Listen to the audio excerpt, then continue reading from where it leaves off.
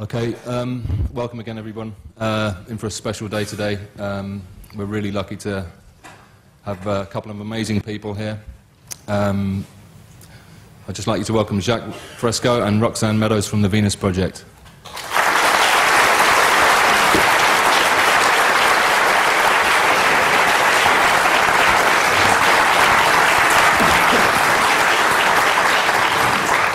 Those of you back there hear me all right?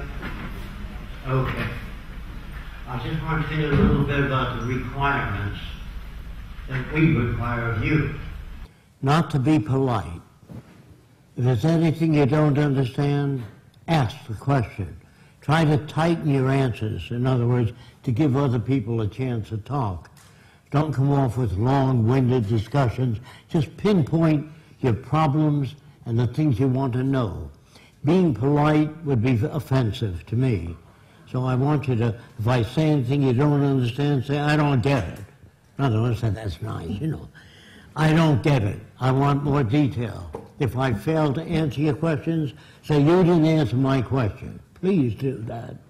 Otherwise, we can't learn from each other. So I'm going to tell you a little bit of what the Venus Project is. Those of you that know what it is, will you raise your hands? So I guess I don't have to tell you what it is.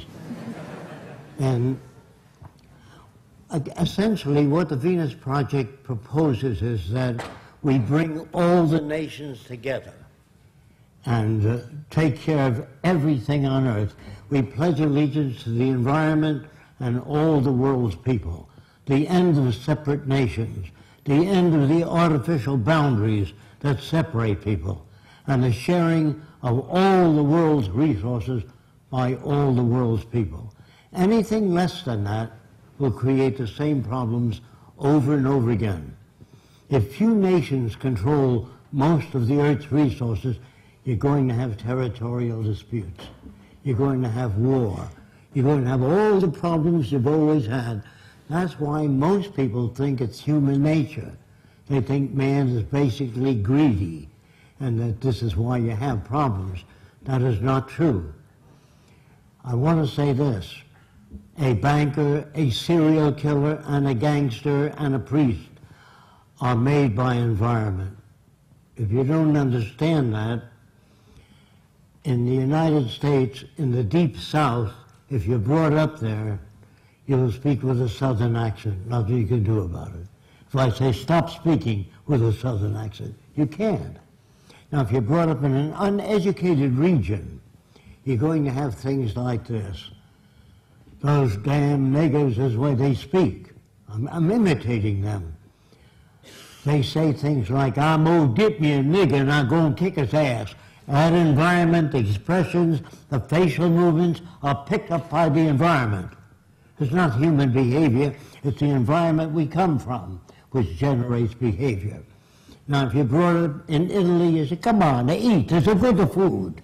Now, that is not, that's the way you would speak if you were brought up there. Vive la France, Deutschland over alles, Germany above all. Now, we are victims of culture, all of us.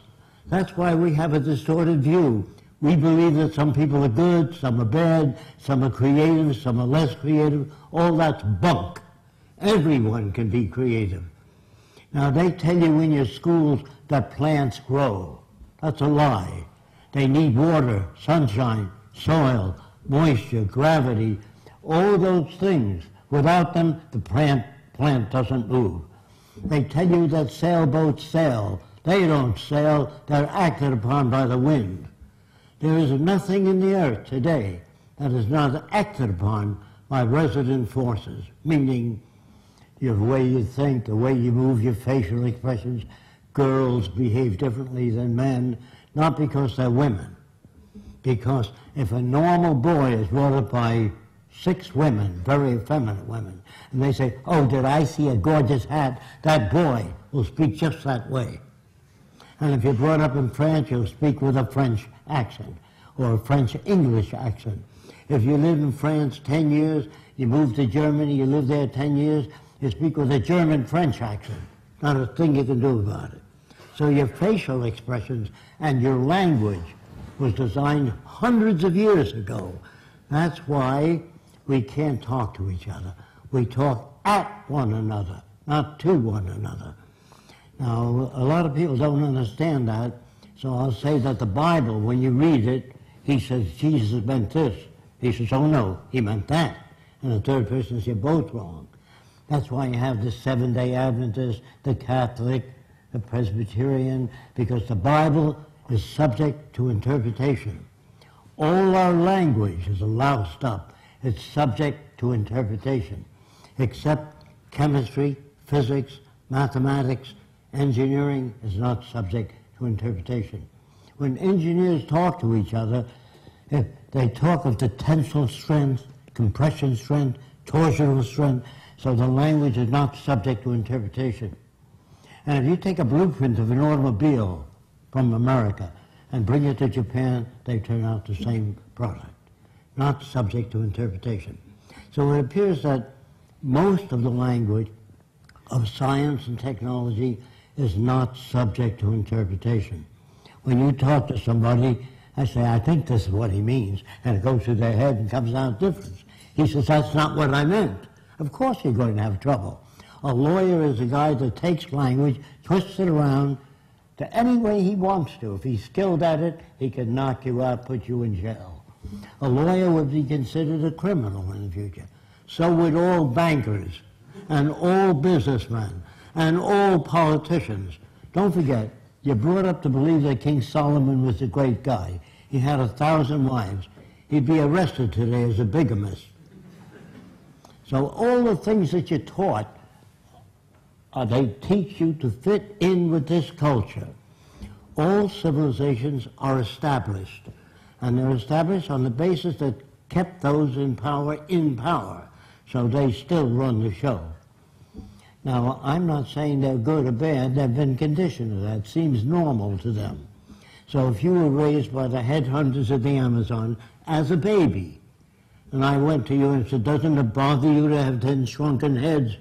He says, yes, my brother has 20. Is he bad? No, that's the way he was brought up. So you see, there's no such thing as thinking things over. You think within the context of the way you were brought up. If you ask an Eskimo, what do you want? You can have anything you want. He can't say a stainless steel air conditioner. It is not within his environment. So it's very hard for so-called normal people to step outside of the environment. If you ask an Eskimo, do you ever dream of walking on a palm-fringed beach with coconuts and sunshine? He said, I don't know what you're talking about. He's not a bad guy. Now, in the early days in the Roman Empire, I am told that they used to feed Christians lions. But first they would starve the lions to make a better show. Then they would take the clothes off the Christians so it would be easier for the lions to tear them to pieces. Now the family would come Saturday and Sunday to see Christians being fed to lions. And the kids would say, Daddy, can we come next week to see Christians being fed to lions? Daddy would say, if you behave yourself. Now, are these kids sick? No. They're normal to that culture. The Nazis, Heil Hitler, are normal to that culture. There are no good or bad people. There are no corrupt people or dishonest people, creative people, lazy people. All that's bunk. If you're raised in a